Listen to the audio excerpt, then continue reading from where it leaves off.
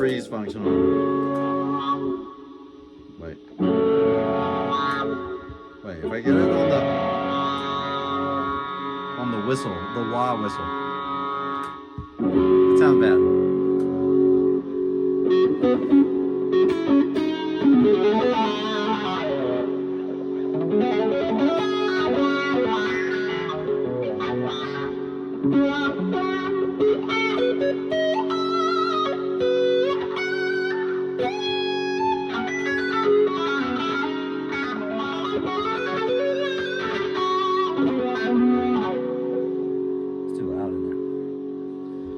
We're coming to rehearsal.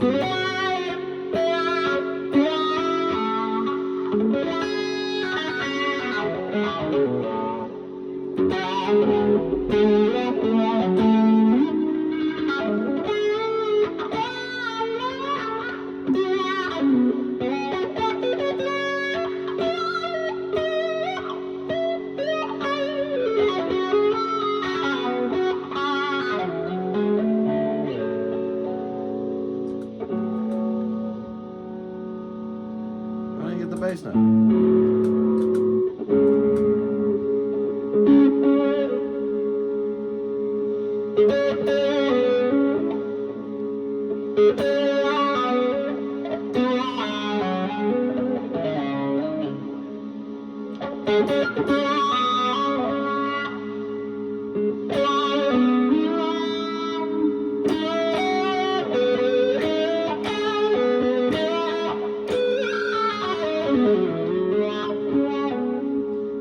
If you can't tell, I just got a wah pedal.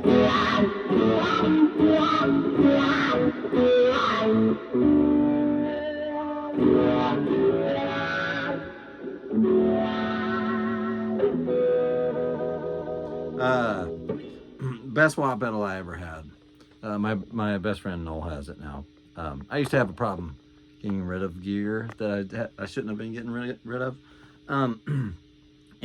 Yeah, it was a Teese RMC3, Real McCoy Custom 3, but I tuned it to the Wizard wah setting, so I assume the Wizard wah sounds the same.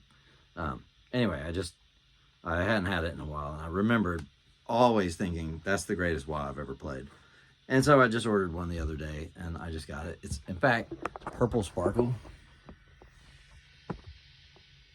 See that? I can't see what you're seeing, but purple sparkle, Teese, Real McCoy Custom 3, and it's tuned to Wizard wah. I didn't want to mess with the formula. I didn't want to order just a Wizard wah just in case it was different. So anyway, in the book it's called Big Red. So if you get a Real McCoy Custom 3, set it to Big Red. I did order. He hipped me to the change of pot that he had made years ago, so I ordered it with the old pot. So I wanted exactly the same wah. And woo, buddy, I'm really glad, because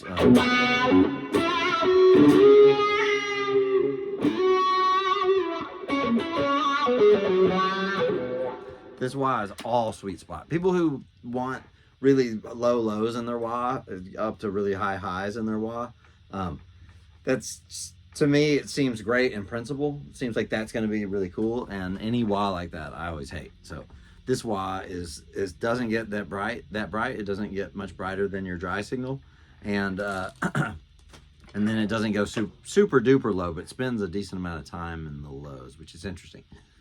And it's just like all sweet spot. It's all that middle of the wah zone. And, oh, it's beautiful. It's so awesome. Anyway, what shall we talk about? I'm holding a strat. Let's talk about how you play a strat in tune while using the whammy bar. You can see I do that a lot. I know there's two schools of thought on it. I will try to fairly represent what the Jeff Beck, Scott Henderson, whoever else school does. I should ask Lettieri what he does, because I saw them live last night, and golly, you haven't seen, when Mark Lettieri's band comes to your town, you need to go see it, because it's man, if there's anyone doing live guitar music better than that, first of all, there's no way there is. It's amazing, so good. So anyway, Yeah. Where was it? Oh, how do you play a strat in tune? I need to ask Mark what he does because he uses his whammy bar a lot. But the Scott Henderson school is all right. So first of all, here there are a couple of axioms to remember. One is the speed with which you do your bar on a strat, or I mean, just a guitar that's got a strat like tremolo, right? Not a locking nut, not a Floyd. On a strat, the first thing that's gonna the amount, the speed with which you move makes no difference. You can be very violently fast within a certain range, but there's a certain distance that you go either forwards or backwards that's going to make your G string go sharp first. After that, the D and the B strings will follow. So, but it's the G string that will always go first. So, job one is to learn where that point is. So, you got to sit with a tuner, and then, oh, sorry. So, let's see. See, right there? It's about a half step. And I'll let go. I'm still in tune. There's a whole step. I don't know if it's different on different guitars. I'm still in tune. I can go a whole step on this. Now that went a little farther, still in tune. There's a minor third. Still in tune on mine. All right, but it, there's a major third. And now I'm sharp. All right, now watch this. Perfectly in tune again. Well, I was actually a tiny bit flat to begin with. I think it's like only a couple of cents. And it went right back in tune. And the way, so what you do here is it all comes down to when you tune, right? When you tune your guitar, you bend every string.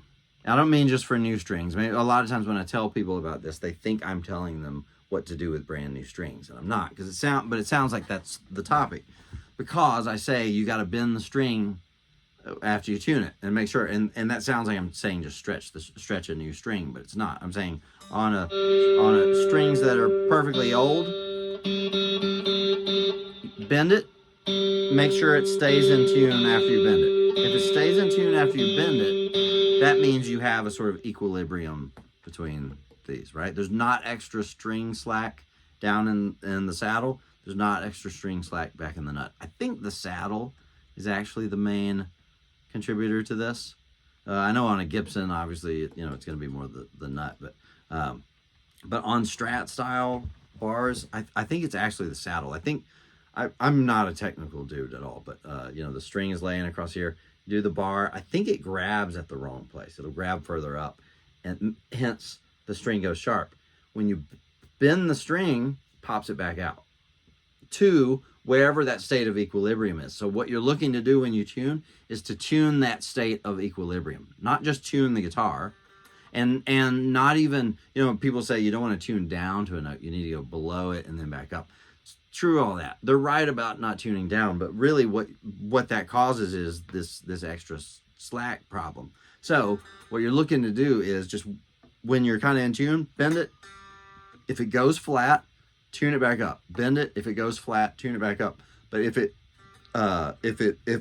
after you bend it, it stays in tune, then that's your equilibrium state. Your equilibrium state, it's not any proper term. Okay, I'm just saying there's not tension waiting to be undone on either side of the playable length of the string, right? So as you bend the string, that's where it's going to be after you bend it, right? After you bend the string, right? So if you sense that in your whammy bar activity you've gone a little too far, and probably, here comes a zoo animal up here.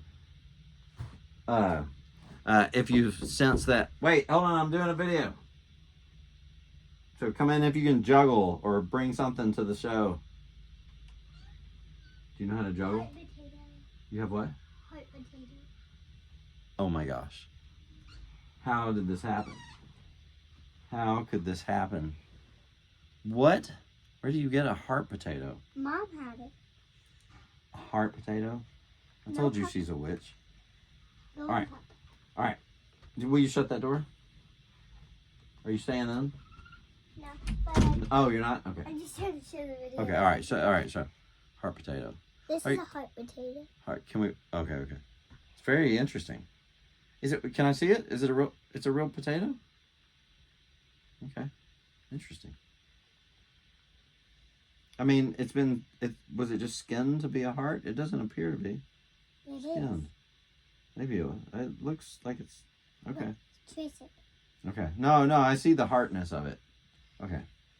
Anything else? Do you want to tell them to stay in school? So, no? You want to tell them to drop out of school as soon as they can?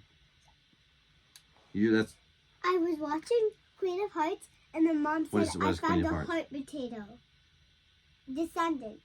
Descendants? Okay. Yeah, I was watching Descendants with the Queen of Heart in it. Okay. The